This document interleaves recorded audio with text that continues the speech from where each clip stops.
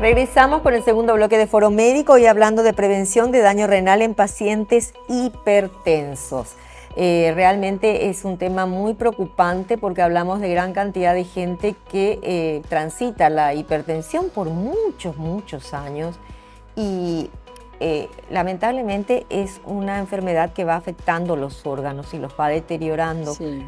Y mucho más si uno no toma los recaudos correspondientes en cuanto al tratamiento y la adherencia al tratamiento. Así mismo. Es así, doctora. Sí.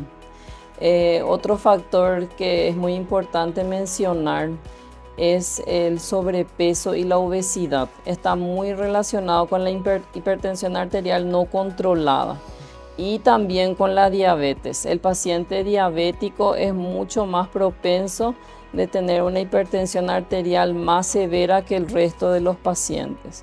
Entonces, desde temprano diagnóstico de la diabetes también deben acudir a la consulta periódica para poder ajustar la medicación, evaluar cómo está alimentándose el paciente, si hace alguna actividad física, si toma adecuadamente líquidos, que es muy importante para poder eliminar todas las toxinas que pasan por el riñón.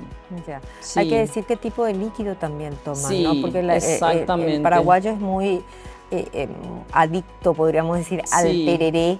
Y piensa que con el tereré suple todas sus carencias de hidratación, y no es así. Es una pregunta muy frecuente en el consultorio si es lo mismo eso, pero realmente no.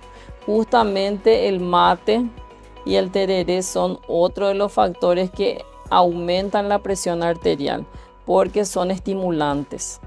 Y más que hidratar... Perdón, o sea que el hipertenso no le conviene tomar ni mate ni tereré. Ni mate ni tereré. ¿Les levanta la presión? Levanta la presión. ¿La hierba? La hierba mate, sí, porque es estimulante. Entonces, y además es diurético. En vez de hidratarle a la persona, le deshidrata porque está orinando de más. Entonces, el líquido ideal para los hipertensos es el agua. El agua debe tomar 1.5 a 2 litros, incluso más, depende de cuánto orina por día.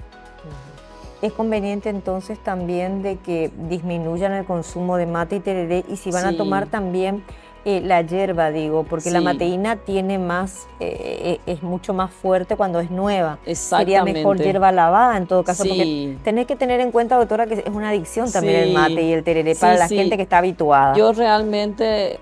Justamente eso le sugiero, que se lave bien la hierba para poder tomar y que sea un poco, porque a medida que se toma mucha dosis también es lo mismo, ¿verdad? ¿Cuántos litros de agua es conveniente tomar por día un hipertenso? En promedio 2 litros por día, para arriba, a no ser que tenga algún problema de insuficiencia cardíaca ya sobreagregada, con bajo funcionamiento del corazón. En ese caso sí se restringen más los líquidos.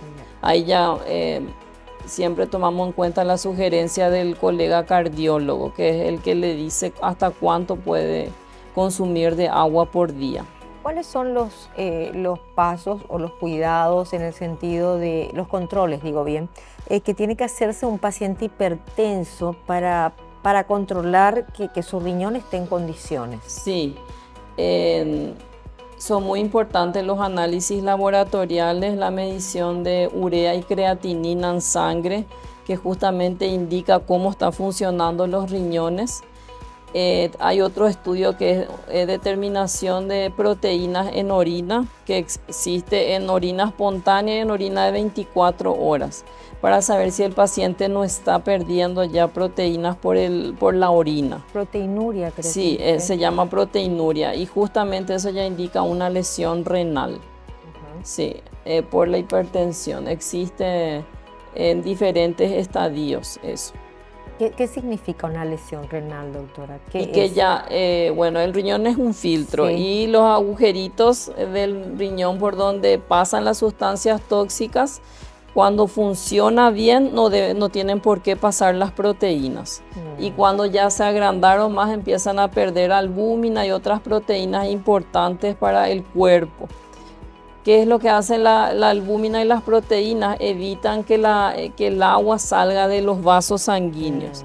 Entonces, al perder por el riñón y tener menos albúmina en sangre, entonces el paciente se edematiza y se forma un círculo vicioso. Ya. Sí. Entonces, y ahí es lo que se forma la retención de líquidos, Así que mismo. decimos, Sí, ¿verdad? así mismo. Hay pacientes que vienen al consultorio con edemas en las piernas, en los brazos, incluso en el abdomen o en regiones acras, ¿verdad? Incluso edema facial, que es muy característico de los problemas renales. Generalmente es en un riñón primero. Sí, globalmente, los dos. Los A dos veces afectan. hay casos donde le haces una ecografía y se ve que hay un riñón más afectado que el otro, pero generalmente ambos riñones se ven afectados. Ya. Sí. Y hay casos también en que una ecografía puede tener, puede detectar que la persona tiene un solo riñón. Exactamente, ahí sí que con más cuidado debe tener el paciente, porque al tener un solo riñón, eso ya lo convierte en un paciente con una enfermedad renal. Así es. ¿Me permite, doctora? Hacemos Sí. otra pausa comercial, muy breve, por cierto. Esta noche estamos hablando de prevención de daño renal en pacientes hipertensos, un tema muy importante, así que quédate allí, enseguida regresamos.